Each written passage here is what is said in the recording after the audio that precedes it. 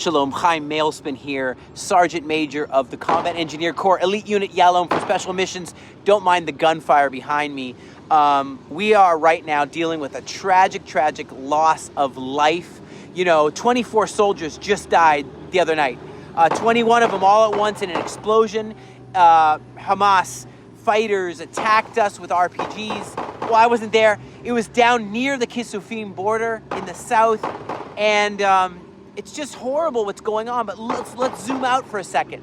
Let's zoom out. It's not just in Gaza that there's fighting. There's also Hezbollah on the northern border. You have ISIS trying to blow up our Knesset with explosives. ISIS shooting in Iran. You have, over there, you have also Iraq shooting. You have Yemen shooting, trying to stop all shipping. Potential conflicts are opening. Pakistan, it's opening up every minute here.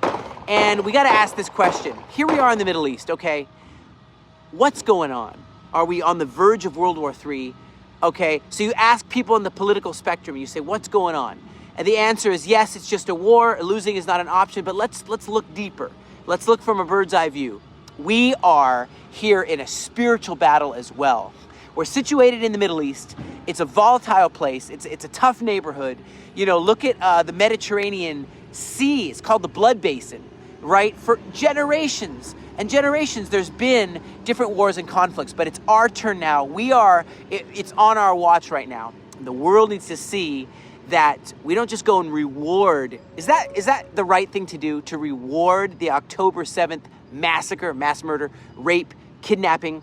They're still kidnapped. We still have over 100 people kidnapped. We have no choice but to hold those responsible for vile, vicious, barbaric, murderous terrorism. And we can't reward them. Oh, here's a Palestinian state. Great. No, it's not right to reward. It teaches something really, really wrong, and it'll continue even more if we reward terror. So despite our grief, despite the fact that we are mourning right now, we have to stand on the right side of history. We have to respond in a way that teaches and holds people accountable for heinous crimes. Okay, even Old Testament, New Testament, we see how God asks for good shepherd to shepherd, right? And he's a good shepherd. And he talks about, Matthew 25, talks about goat nations and sheep nations who he will reward them for how they act. And that's you and that's me. How we act, right?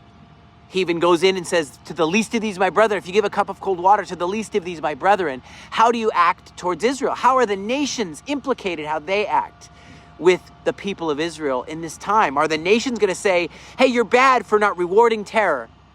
I believe that Yeshua's heart, he's the Galilean rabbi.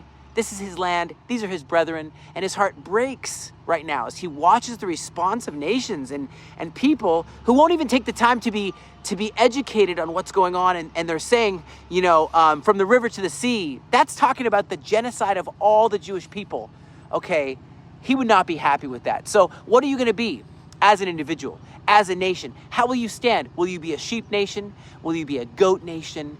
Look at the reward that God gives to the sheep nations and the reward he gives to the goat nations. Will we hear the voice of the Good Shepherd, and will we stand in this critical time of history together? The answer is yes. Let's stand together. God bless you from the front lines.